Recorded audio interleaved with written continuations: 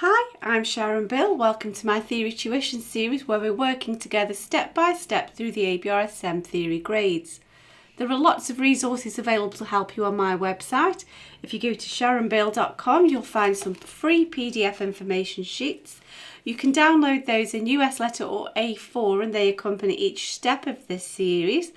There's also a page with links to all of my YouTube video tutorials, information about the books I have available. I've written an exam technique guide, how to take your ABRSM Music Theory Exam. It's full of tips and techniques on how to best prepare for your exam and also how to make the best use of your time when you're actually in the exam room working through your paper on exam day. So if you go to sharonbill.com, you'll find it's all there. If you can give me a like, that'd be really great, and subscribe to my channel to keep updated. I have lots more to come. And so now we're going to press on with paper C. So if you turn with me to page 13, we can make a start on that. And so I always recommend that you have a go of this yourself first. Always work in pencil and have your eraser to hand, and you'll probably need a ruler too. And then it doesn't matter if you go wrong, you can always just rub it out and you'll learn better with those mistakes. You'll learn more thoroughly that way than just passively copying with me. So I'm hoping you've had a go of this, and so we'll now check through these answers together. So all of the questions for question 1 are relating back to this little extract here, and so we'll just go on to the first set of questions, which are these multiple choice. And these are your Italian performance directions and performance symbols. And remember, this is an accumulation of all of grade 1, all of grade 2, all of grade 3, and now all of grade 4 terms and directions. So there's no alternative but to just remind yourself of those and revise them. This dim, you first came across this in grade 1, which was a while ago. Diminuendo, and it's that sort of hairpin symbol, and it's a volume term and it's fading away, and so that's gradually getting quieter. There we go, moving on. So question B asks us to add the correct rest or rests. That's the important bit here at the place marked with a star in bar 5. So here we are. Now before we can do that, we need to be aware of what the time signature is. We're in common time, which is 4/4, which means 4 crotchet beats per bar. There we are, just so you can see that. I'm just put myself a little note there. So I need to show every single crotchet beat, every single quarter note, and we need to show that just as if you were beaming or grouping quavers and semiquavers, so on. And so here we've got a half a beat that's left, so we need to complete that half a beat first of all. And let's see what we've got all together. We've got 1 beat here, we've got half a beat here, half a beat here, we've got 2 beats, but it would be incorrect to just do a minim beat because that isn't showing all of the individual beats. Remember, each new beat needs a new rest. So we need to make up 2 beats worth of rests, but showing the divisions. So here's the first half of beat 1. There's the second half of beat 1. Now here, let's just look ahead. We've got 1 beat here, and then we've got half a beat here. So we need to finish this half a beat first. So there's the next beat. So we've got 1 beat now completed, 2 beats completed, 3 beats completed, and so we can show the final missing beat as a 1 beat rest, a crotchet rest or a quarter note rest. And so you must show each new beat, not just fill in the maths. There we go, that's that completed. Let's look at the next question. So we're asked to rewrite the first note of bar 2 with an arrow. It's shown, this one here. And we need to make sure that it sounds at the same pitch, but we need to use alto clef. So we need to put in the clef and the key signature.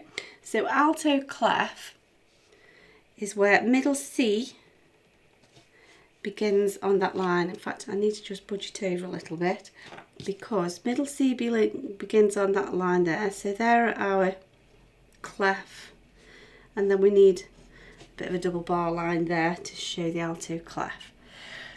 So then we need to remember that that's middle C.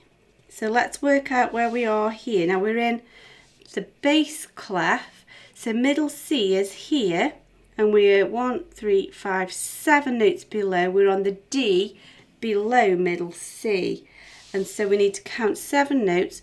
1, 3, 5, and then 7 will be on the ledger line there. So that's that. We haven't quite finished yet though, because we just need to add the key signature. You could do that in any order really, so we'll do that now. So we need B flat, so the B is one below the middle C line, and E flat, C, D, E is the next line up from the middle. There we go, that's that one completed. Let's look at the next question. So rewrite bar 9 using notes of twice the value, so we need to put in the new time signature. And so before we even look at the bar, let's figure out what a time signature is going to be. Here we're in 4 crotchet beats for quarter notes per bar. You don't change the top number, we still need to stay in quadruple time, but now we need to double, so we need to be twice the value, so we're going to be in minims or half notes. And so our new time signature is going to be 4/2 now, so that everything can be doubled. So let's look at bar 9. So let's just sketch out what's going to happen here. That's going to double to a half note or a minim. That's going to double, so we'll lose the beam, and so that will become a dotted crochet, a dotted quarter note. We'll lose the beam here, so that will become a quaver. And then here, instead of being a half note or a minim, that's going to become a semi-breve, a whole note. So that's what we need. So let's just shuffle down the page and put that to the correct pitch. So that's going to be E natural. No need to colour that in. And then F sharp, but no tail on that. And we need a dot, so that's our dotted crochet, dotted quarter note. Next door note is the G, and that will just become a quaver or an 8th note. We might as well just put the slur in as we go, and then that will become a whole note or a semi-breve, and then we might as well just show that we've recognised the tie. You probably don't need to do that as long as you've got the notes and the pitch and the timing, but we might as well go the extra mile and just make sure we've done all of those details. Righty ho, so let's move on. Answer true or false to each of these statements. All of the notes in the melody can be found in the scale of G melodic minor. So let's see what we've going on here. G minor is related to B flat major, and so that would be a key signature of B flats and E flats. That's correct. So let's see if there's anything else that strikes us as not belonging. So everything's in line with the key signature here. Until here, we've got a couple of clues here. We've got an E natural and an F sharp. So if you count out the scale of G minor, 1, 2, 3, 4, 5, 6, 7. So E is the 6th, F is the 7th. We've raised the E from a flat to a natural, so that's been raised. The F has been raised from a natural to a sharp, so that's been raised by a semitone. And if you remember, in the ascending scale, which this is, we're going upwards. The raised 6th and 7th is definitely part of the melodic minor, and so yes, that's true. We can explain all of those notes in terms of the melodic minor. So yep, that's true. Let's have a look at the next one. The letter name of the highest note in the melody is E flat. So let's first of all find the highest note in the melody. So we're looking at the second line with all of these ledger lines going on, and this here is the highest. And so we need to be aware what clef we're in, and in bass clef that's a C, D, E, F, G. That would be a G. So actually that's incorrect, that's false. The only way you get that wrong and mark that as true is if you thought that this was in the treble clef, missed that it was bass clef, read this in the treble clef, then yes, that would become an E flat. But we're not, we're in the bass clef, so just watch out there. So that's that question completed. So turn the page with me and we'll have a look at question 2. And we're going to be having a look at some intervals.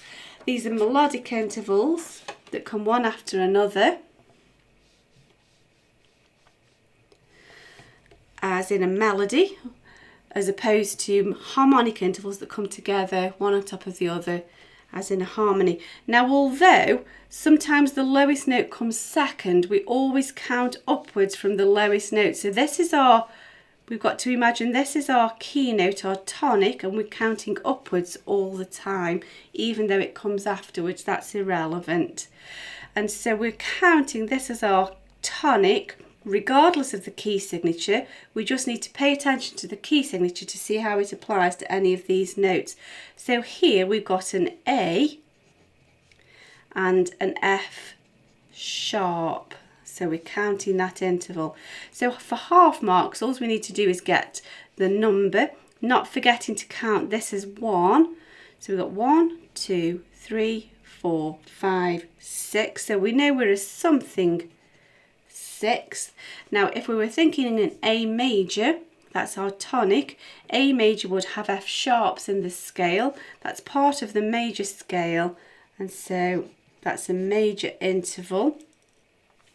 It's not been changed. So let's carry on. So here, our lowest note is an A, and we're counting up 1, 3, 5. So we know it's a something fifth. So we've got A to E flat as an accidental. Now A to E would be perfect. However, we've made the E smaller by flattening it, and so that becomes diminished. We've diminished the interval, we've made it smaller. So there we go. Let's look at the next one. So here we've got an A counting upwards, 1, 2, 3, 4. So we know it's a something 4, so that's half the marks there. Easily sorted. And from A to D, that's a perfect 4th. Nothing's been changed. So that's right. Let's move on. So here we've got an E flat because of the key signature, and we're counting at 1, 3, 5, 7. So it's a something 7th. That's half the marks earned. And so this is an E flat to a D. D is part of E flat major, and so we can explain that as a major 7th. Now here we're counting from C up 1, 2, 3, 4. So we've got a something 4th. Now C to F would be perfect, but we've raised the F by adding a sharp. We've made it bigger, we've augmented it. If you think of the meaning of the word, if we augment something, we make it bigger, and that is an augmented 4th. And that's the end of that question. We'll look at the next question in the next video. I do hope that's helpful to you. I hope that you're enjoying it. I certainly am. If you can give me a like, that'd be really great. And please do subscribe to my channel to keep updated. Please do also visit sharonbill.com and make use of all of the resource and information that's available there to help you. Thanks for watching, and I'll see you next time. Bye.